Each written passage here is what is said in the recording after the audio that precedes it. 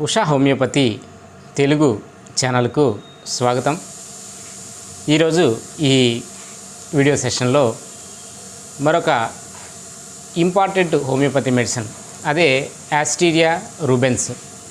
ఈ ఎలెన్స్కీ నోట్స్ నుంచి యాస్టీరియా రూబెన్స్ గురించి, మరి యాస్టీరియా రూబెన్స్ని ఉపయోగించి ఏ విధమైన డిసీజెస్ క్యూర్ చేయవచ్చు అనే విషయాన్ని ఈరోజు ఈ వీడియో సెషన్లో చర్చిద్దాము.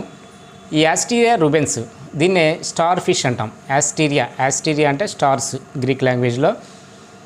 ఇది రేడియేటా జాతికి చెందినటువంటి ఒక జీవి, సముద్ర జీవి. ఇది స్టార్ ఫిష్. ఈ జీవిని మరి హోమియోపతి మెడిసిన్ కింద మార్చడం జరుగుతుంది. దీని టిష్యూ నుంచి హోమియోపతి మెడిసిన్ని తయారు చేయడం జరుగుతుంది.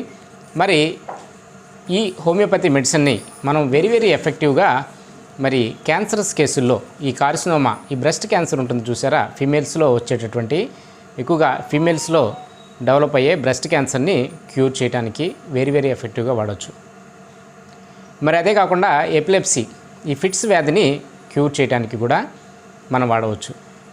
మరి ఎలాంటి కండిషన్లో, ఎలాంటి బ్రెస్ట్ క్యాన్సర్, ఈ బ్రెస్ట్ క్యాన్సర్ వచ్చినప్పుడు ఈ యాస్టీరియా అవసరమైన దగ్గర మరి ఆ పేషెంట్లో ఏ విధమైన లక్షణాలు ఉంటాయి అనేటటువంటి విషయాన్ని మనం ఇప్పుడు పరిశీలిద్దాం. ఈ యాస్టీరియా పేషెంటు ఈ ఫస్ట్ పారాగ్రాఫ్లోనే ఎలెన్స్లో దాని యొక్క డిస్క్రిప్షన్ ఇవ్వడం జరిగింది. ఈ సైకోటిక్ డయాథసిస్ ఉంటుంది. అంటే ఇంతకుముందు చెప్పుకున్నాం మనం ఈ లైవ్ సెషన్స్లో, ఈ గోనోకోకస్ని, గనోరియాని మనం సప్రెస్ చేసినప్పుడు అది ఫ్యామిలీ హిస్టరీలో తరతరాలు అది శరీరాల ద్వారా ప్రవహిస్తూ ఒక సైకోటిక్ డయాథసిస్, ఒక టెండెన్సీ కింద మారుతుంది.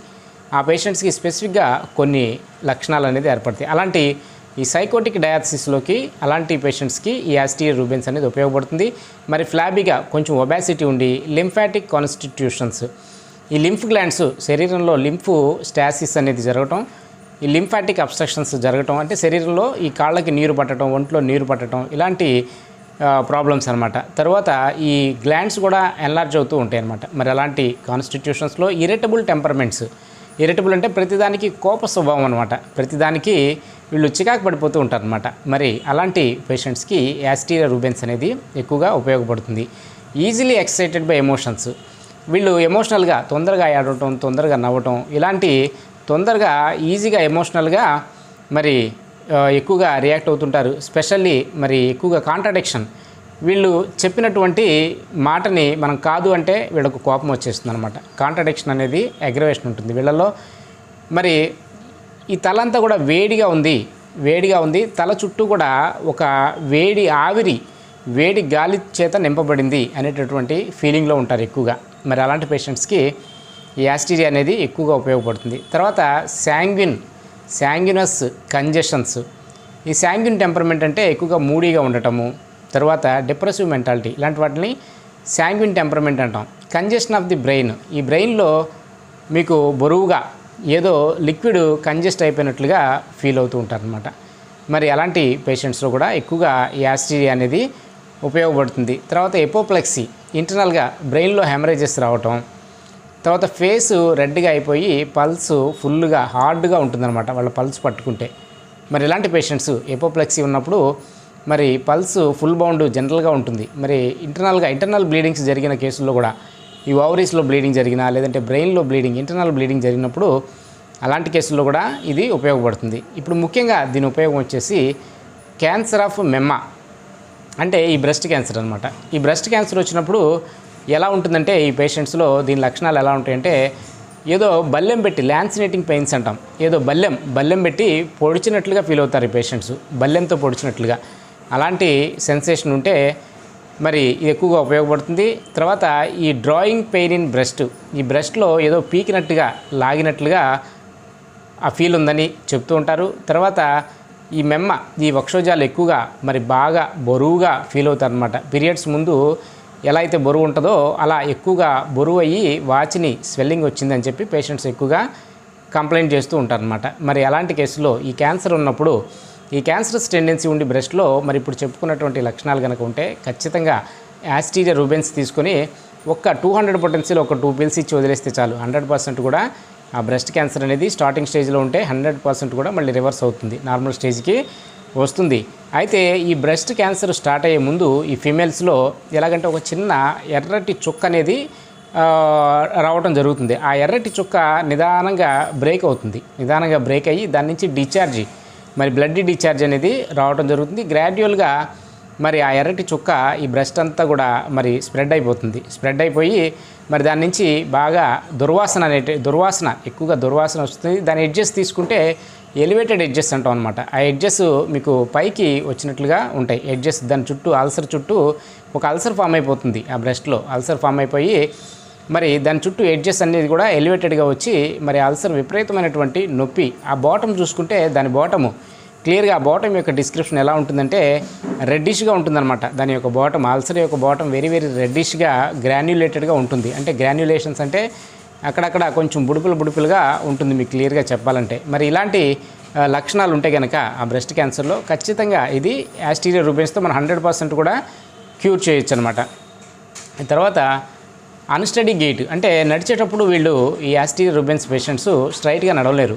అన్స్టడీ గెయిట్, అటు ఇటు పడిపోయినట్లుగా నడుస్తూ ఉంటారు. మజిల్స్ వీళ్ళ మాట వినవు. Muscles refuse to obey the will, వీళ్ళ యొక్క మాట వినవు అనమాట, వీళ్ళ యొక్క కాళ్ళలో ఉన్నటువంటి మజిల్స్. మరి అలాంటి కేసుల్లో యాస్టీరియా ఉపయోగపడుతుంది. తర్వాత ఎపిలెప్సీ కేసుల్లో అంటే ఫిట్స్ వస్తూ ఉంటాయి చూసారా, మూర్ఛ వ్యాధి అంటాం. ఈ మూర్ఛ వ్యాధుల్లో 4-5 రోజుల ముందు నుంచే వీళ్ళలో ఈ ట్విచ్చింగ్స్ అనేది డెవలప్ అవుతాయి అనమాట.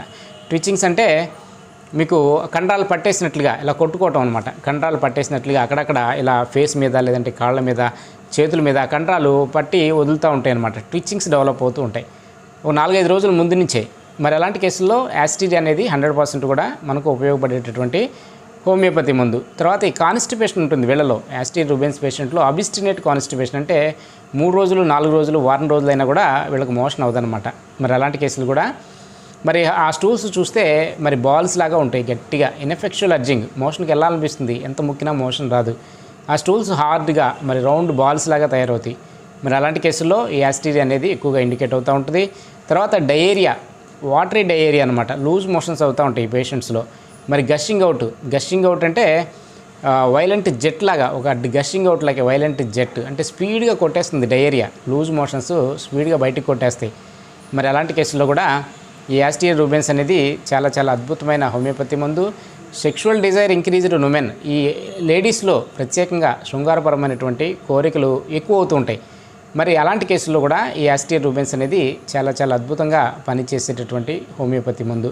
ఇది ఇప్పుడు మనం చెప్పుకున్నటువంటి లక్షణాలు. యాస్టీరియా రూబెన్స్ వాడాల్సిన దగ్గర ఈ లక్షణాలు ఉంటే కనుక యాస్టీరియా రూబెన్స్ 200 ఒక 2 పిల్స్ తీసుకొని ఒక 200 పొటెన్సీలో ఒక 2 పిల్స్ ఇస్తే చాలు, వాళ్ళకున్న ప్రాబ్లమ్స్ అన్నీ కూడా తగ్గిపోతాయి. ఇది very very deep acting medicine. Asterias rubens అనేది మన నియర్లీ ఒక డోసు ఇస్తే ఇది 30 to 60 డేస్ వరకు పనిచేస్తుంది అనమాట. మరి అంత ఎఫెక్టివ్గా పనిచేసేటటువంటి హోమియోపతి మందు. దీని డాక్ట్రిన్ ఆఫ్ సిగ్నేచర్, ప్రతి మెడిసిన్ని మనం స్టడీ చేసే ముందు ఒకసారి మనం హోమియోపతి మెడిసిన్ ఏదైనా కూడా దాని లక్షణాలు మనం స్టడీ చేసే ముందు డాక్ట్రిన్ ఆఫ్ సిగ్నేచర్ చూసుకోవాలి. డాక్ట్రిన్ ఆఫ్ సిగ్నేచర్ అంటే ఇప్పుడు ఒక ప్లాంట్ ఉందనుకోండి, ఆ ప్లాంట్ ఏ షేప్లో ఉంటుంది, దాని యొక్క ఫ్రూట్ కానీ దాని యొక్క ఫ్లవర్ కానీ దాని యొక్క లీఫ్ కానీ ఒక పర్టికులర్గా ఒక షేపు ఒకటి మెయింటైన్ చేస్తూ ఉంటుంది. అది అలాంటి షేప్ ఉన్నటువంటి ఆర్గన్ మీద అది ఎక్కువగా పనిచేస్తుంది. అదే డాక్ట్రిన్ ఆఫ్ సిగ్నేచర్ అంటాం. అలాగే ఈ స్టార్ ఫిష్ తీసుకున్నాం అనుకోండి, దాని షెల్ ఎలా ఉంటుంది, గట్టిగా ఉంటుంది. దాని షెల్ పైనంతా కూడా గ్రాన్యూల్స్ లాగా ఉంటుందన్నమాట.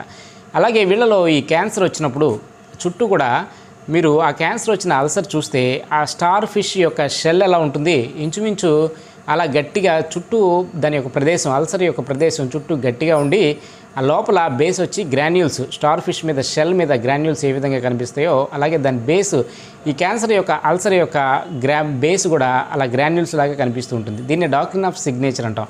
ఈ ఆర్గన్ లేదంటే ఒక జీవి ఏ విధంగా ఉందో లేదంటే ఒక మొక్క ఏ విధంగా ఉందో అలాగే ఈ శరీరంలో అవయవాల్లో ఆ లోపాలు వచ్చినప్పుడు కూడా ఆ శరీర అవయవాలు కూడా అదే విధంగా మనకు తయారవుతూ ఉంటాయి అన్నమాట. మన దీన్నే డాక్ట్రిన్ ఆఫ్ సిగ్నేచర్ అంటాం. ఈ డాక్ట్రిన్ ఆఫ్ సిగ్నేచర్ మనం కరెక్ట్గా స్టడీ చేయగలిగితే హోమియోపతి మెడిసిన్ సెలెక్ట్ చేయడం అనేది చాలా చాలా ఈజీ అవుతుంది. మరి ఇది యాస్టీరియా రూబెన్స్ రిలేషన్షిప్ విషయానికి వచ్చేసరికి ఇది మ్యూరెక్స్, దీని లక్షణాలు వచ్చి సెపియా తర్వాత ఈ మ్యూరెక్స్, ఈ 2 మెడిసిన్స్కి దీని యొక్క యాక్షన్ అనేది సిమిలర్గా ఉంటుంది. తర్వాత మనం ఈ బ్రెస్ట్ క్యాన్సర్కి మనం మెడిసిన్ సెలెక్ట్ చేసేటప్పుడు ఇది కార్బో యానిమాలిస్ ఒకటి, కోనియం ఒకటి, తర్వాత సైలీషియా, ఈ 3 మెడిసిన్స్ కూడా మనం దృష్టిలో పెట్టుకోవాలి. యాస్టీరియా రూబెన్స్ ఇవాళ ఆ కేసులో లేదంటే కోనియం ఇవ్వాలా, కార్బో యానిమాలిస్ ఇవ్వాలా, సైలీష్ ఇవ్వాలా, ఎందుకంటే వీటి లక్షణాలన్నీ ఒకే రకంగా ఉంటాయి. అందువల్ల మనం క్లియర్గా స్టడీ చేసి ఏ మెడిసిన్ ఇవ్వాలి అనేది మనం డిసైడ్ చేసుకోవాలి. బ్రెస్ట్ క్యాన్సర్కి మనం హోమియోపతి మెడిసిన్ని సెలెక్ట్ చేసేటప్పుడు. తర్వాత ఎపిలెప్సీ కేసుల్లో బెలడోనా, కాల్కేరియా కార్బు, ఈ సల్ఫర్ వీటి యొక్క యాక్షన్ యాస్టీరియర్ రుబెన్స్ యొక్క యాక్షన్కి సిమిలర్గా ఉంటుంది. ఎపిలెప్సీ కేసుల్లో బెలడోనా, కాల్కేరియా కార్బు, సల్ఫర్ ఈ మెడిసిన్స్ని మనం డిఫరెన్షియేట్ చేసుకోవాలి. వాటి మధ్య ఉన్నటువంటి సారూప్యాన్ని మనం చూసుకోవాలి ఈ ఎపిలెప్సీ కేసులో మనం మెడిసిన్ సెలెక్ట్ చేసేటప్పుడు. ఇది ఈరోజు యాస్టీరియా రుబెన్స్ గురించి.